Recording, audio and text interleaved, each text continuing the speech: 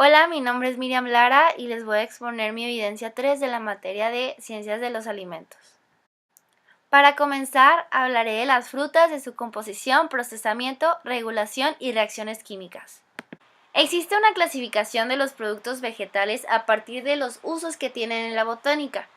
Se dividen en raíces como el betabel, la zanahoria, tubérculos como la cebolla y el ajo, tallos y hojas como las acelgas y las espinacas, flores e inflorescencias como el coliflor y la alcachofa, y frutos como el tomate, la calabaza o el pepino.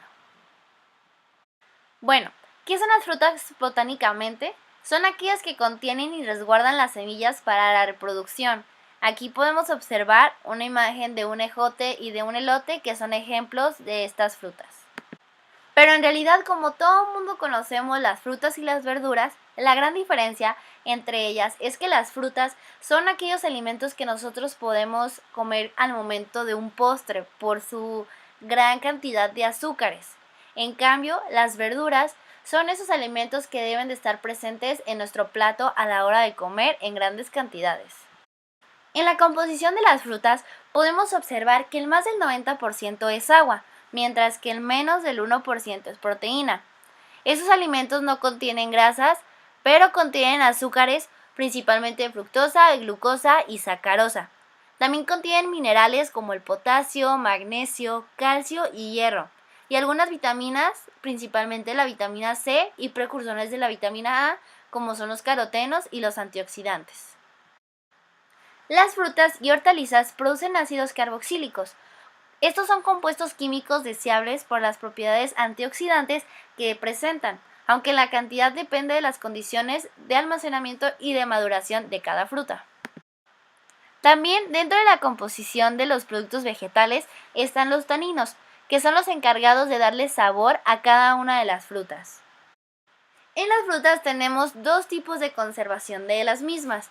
Tenemos el primero, que es la conservación por atmósferas controladas, y el segundo, que es empaques en atmósferas modificadas. El primero nos habla de que toda la fruta se mete en una bodega, la cual tiene que estar controlada y monitoreada constantemente, lo que viene siendo la temperatura, la cantidad de oxígeno, el dióxido de carbono, la humedad y la cantidad de etileno, ya que este último nos ayuda a que las frutas puedan madurar. El segundo método de conservación es el empaque en atmósferas modificadas. Esto habla de que las frutas se van a empacar en unos contenedores a los cuales se les permite el paso de oxígeno y de dióxido de carbono, y aparte se les inyecta nitrógeno en diferentes cantidades, porque esto es lo que nos va a ayudar a detener o acelerar la velocidad en la que queremos que la fruta madure. Es importante recordar que la calidad de las frutas depende de la variedad, de la práctica de cultivo y de la cosecha, también del clima y la madurez. También se debe de cuidar la inocuidad de estas para que no sean vehículos de microorganismos patógenos, que estos a la larga nos pueden causar una enfermedad. Pasando a otro tema, ahora es momento de hablar de las hortalizas, de su composición, procesamiento, regulación y reacciones químicas. Las hortalizas son productos vegetales cuyo componente mayoritario es el agua. La cantidad de grasas y proteínas es alrededor del 1% y contienen también hidratos de carbono.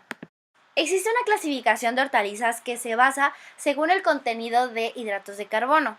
Por ejemplo, las que tienen menor al 5% de hidratos de carbono son las acelgas, las espinacas. Las que tienen del 5 al 10% son la zanahoria, la cebolla, los nabos. Y por último, las que tienen más del 10% son la papa, la alcachofa y los ajos.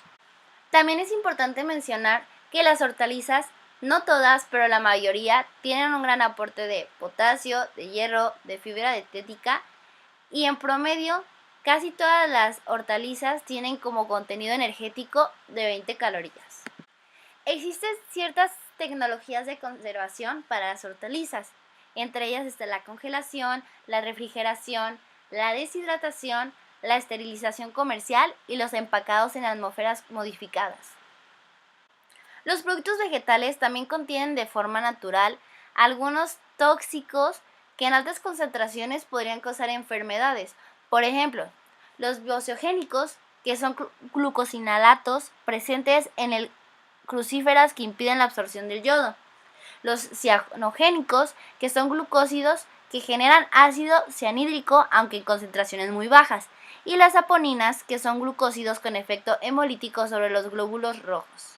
El consumo de frutas y verduras crudas y más sanitizadas han traído como consecuencia brotes epidemiológicos, en donde varias personas han sido afectadas en su salud y lo más grave, algunas han muerto. Algún ejemplo de esto puede ser la Escherichia coli, que está presente en la lechuga y provocó la muerte de 30 personas en Europa. Por último, tenemos las normatividades. Lo que es la norma mexicana 061 y la 027 son las especificaciones en cuanto a tamaño, a color, a olor, todas aquellas características organolépticas, características de aceptación y de rechazo. Todas esas son especificadas en estas dos normas referente a frutas, verduras y hortalizas.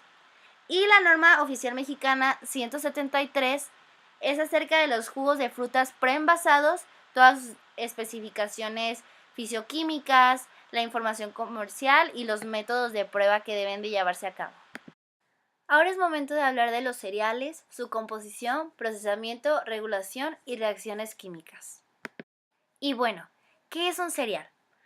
Se denomina cereales a un grupo de plantas de la familia de las gramíneas, cuyos frutos se denominan botánicamente como cariópsides, aunque comúnmente se le llama cereales, granos o semillas. La calidad en cuestión de proteínas en los cereales es inferior a la proteína animal. Esto es porque hay una baja cantidad de aminoácido esencial llamado lisina. Sin embargo, cuando combinamos alguna leguminosa y un cereal, forman una proteína con alto valor biológico. Las tres principales partes anatómicas del grano se cuentan del exterior al interior. Primero está el pericarpio, que es la capa más externa y está compuesta del epicardio, mesocarpio y endocarpio. Luego le sigue el endospermo, que es la bolita de color beige que vemos ahí en la imagen. Y por último está el germen o embrión, que es el circulito más pequeño de color naranja. En el procesamiento de granos para la obtención de harinas y otros productos después de las etapas preliminares, existen dos tipos de molienda, que está la molienda húmeda y la molienda seca. La molienda húmeda es el proceso que permite separar los diferentes componentes químicos del grano, la cascarilla, la proteína, el almidón, y que pueden ser posteriormente deshidratados. Por otro lado tenemos a la molienda seca, que es el proceso que separa físicamente las principales estructuras anatómicas del grano, y un ejemplo es que permite obtener el salvado. Como todo alimento, los cereales también pueden sufrir una pérdida de nutrientes, y esto se debe a varios factores. Primero puede ser por un ataque por organismos superiores, por ejemplo una plaga, y también cambios bioquímicos ocurridos como consecuencia de la germinación del grano. También está la actividad microbiana, principalmente por el ataque de mohos, y por último la extracción o pérdida de diferentes fracciones del grano. Por eso es muy importante cuidar las buenas prácticas de manufactura y las de cosecha y todas que sean de una forma inocua. Las normatividades de los granos son la norma mexicana 247 y la 187. La 247 nos habla de los cereales y sus productos, como las harinas y los alimentos a base de cereales. En cambio, la norma 187 nos habla de productos ya un poquito más elaborados, como son las masas, las tortillas, las tostadas, que son a base de cereales.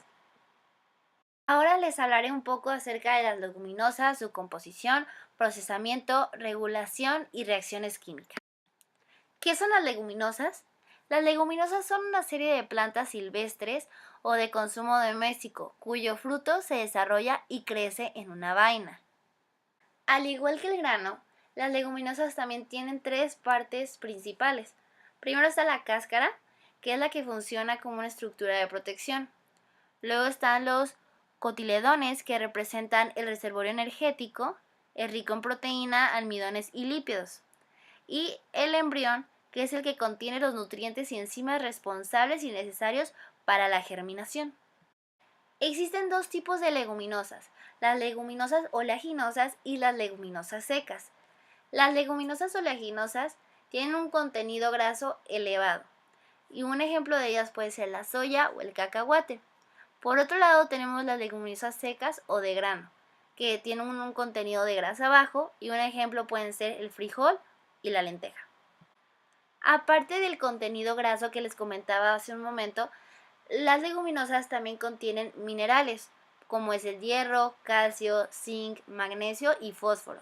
Y también contienen vitaminas, como el complejo B y las vitaminas liposolubles A y E.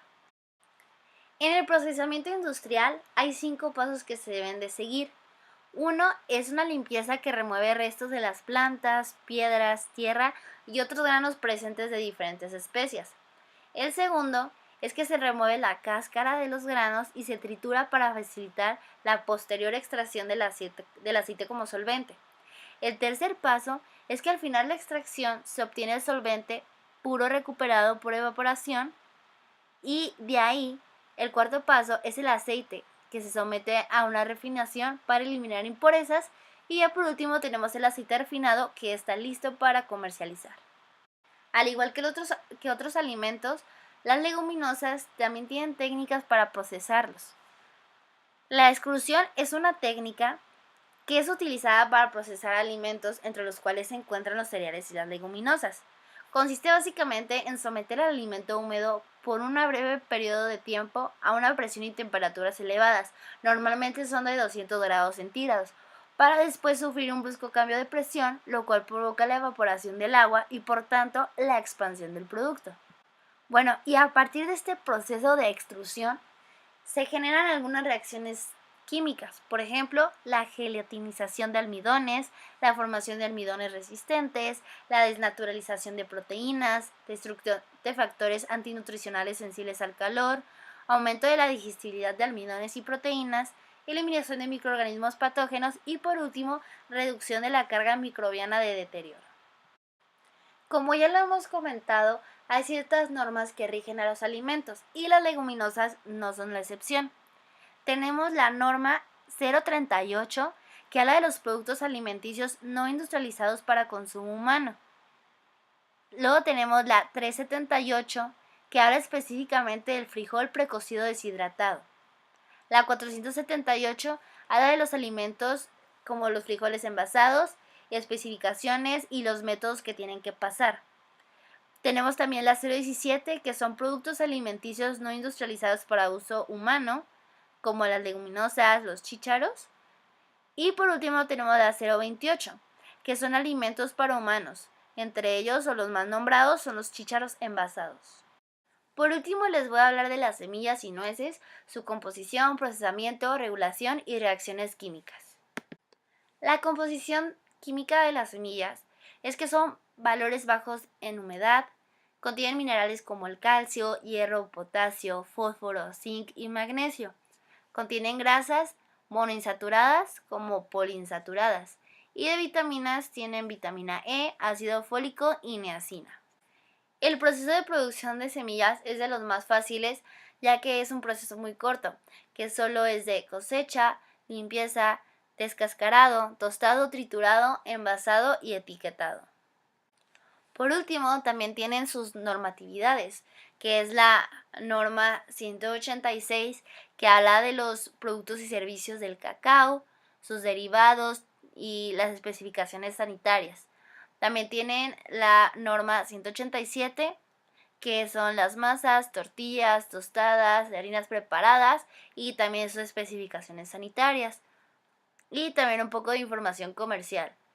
Por último tenemos la norma 247 que habla de los cereales, sus productos, harinas, alimentos a base de cereales, sus especificaciones nutrimentales y sanitarias y algunos métodos de prueba que deben de seguir. Muchísimas gracias por su atención, esto es todo de mi parte y mi nombre es Miriam Lara. Muchas gracias.